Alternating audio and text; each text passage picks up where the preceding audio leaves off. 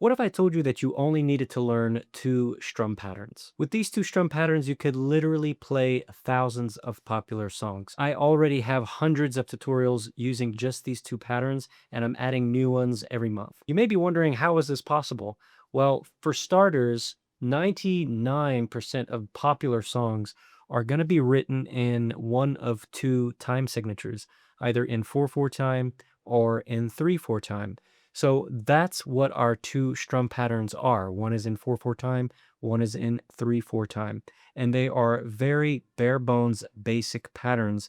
And because of that, you can apply them to so many songs. Of course, if you wanted to, you could spice up those patterns. You can make them more complicated. You can add a bunch of things to it. But honestly, you don't need to do any of that to play through the song successfully. So without waiting any longer, let's go ahead and look at these two strum patterns. All right, in this lesson, I'm going to be teaching you how to play the driving pattern. So the driving pattern is in 4/4 time, or 4 beats per measure. And what we're going to be doing is strumming down on every beat. And then at the end of the measure, we're going to throw in an up strum after beat 4, and then we're going to repeat. Now, it is important to keep in mind that for that up strum, that you're putting it between beats, and you're not doing the up strum on a beat. A lot of beginners make the mistake where they go 1, 2, 3, 4, and that up strum ends up coming on a beat instead of between beats. That's not what you want. You want your hand to constantly be moving at the same tempo, and you're not letting your pick hit on the up strums until you get to after beat 4, and then your hand hits on that up strum. But your hand is always moving at the same tempo.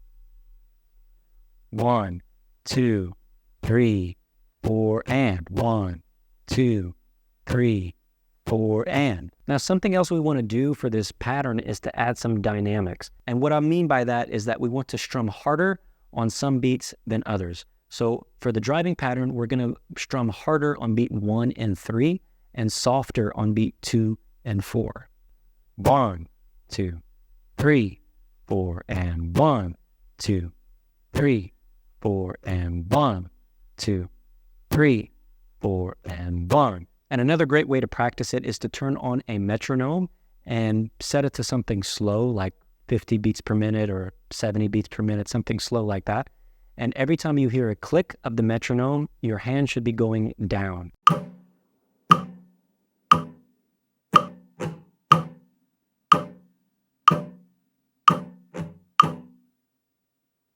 All right, in this lesson, we're going to be looking at the swing pattern, which is a 3-beat strum pattern. So this is going to be a pattern in 3/4 time. So for this one, we're going to have a down strum on every beat. So we're going to have 3 down strums, and then we're going to have an up strum thrown in after beat 3, and then that pattern repeats. So at its foundation, we have 1, 2, 3, and 1, 2, 3, and 1, 2, 3, and. Making sure to put that up strum between beat 3 and beat 1 of the new measure, okay? So our hand is constantly moving at the same tempo, even when we throw in that up strum, okay? Now that we have that foundation, we want to add some dynamics to this pattern to make it sound more interesting. And what we're going to do is just pluck the root note of the chord on beat 1 of each measure. So let's say I'm holding down an E chord. The root note of that is going to be my low E string, okay? So I'm going to play that low E note by itself on beat 1. And then for beat 2 and 3, I'm going to play the rest of the strings. So we have 1, 2, 3, and 1, 2, 3, and 1, 2, 3, and 1, 2, 3, and 1, 2, 3, and.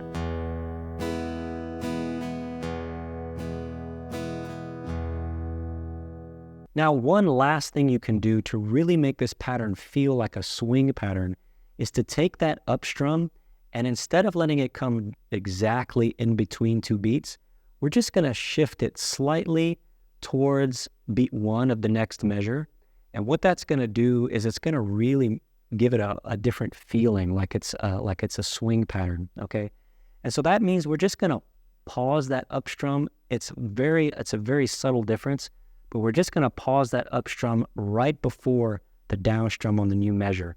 And so instead of doing something like and one, we're going to do and one, okay?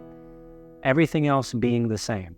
So let me play both ways. I'm going to play the first way, keeping that up strum directly in between two beats.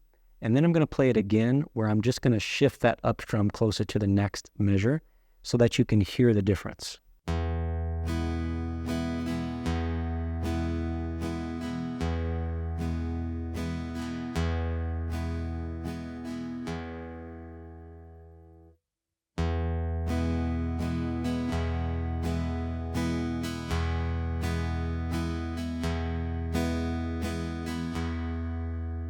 Don't be too worried about getting that perfect right out the gate. If you can just do the strum pattern without those dynamics, that's where you can start.